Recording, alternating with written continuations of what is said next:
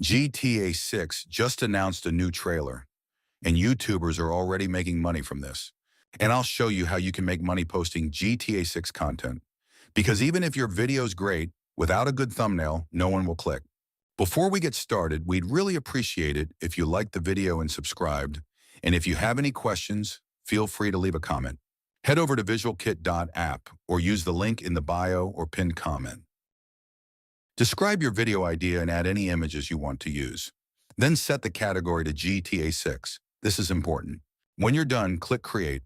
The AI finds viral thumbnails that already worked on YouTube, learns what made them successful, and uses that strategy to create yours. It takes about 20 to 30 seconds, so we'll speed it up. And here are the two thumbnails. It understood the idea perfectly and added mystery to the thumbnail, which is exactly what makes people curious enough to click. And right now is one of the best times to make GTA 6 content. With the game getting closer to launch, there are going to be endless opportunities for views and money on YouTube, and now you have a tool built for exactly that. VisualKit gives you high-quality thumbnails for a fraction of the cost and much faster than making them yourself or hiring a designer. That's why over 25,000 people already use VisualKit.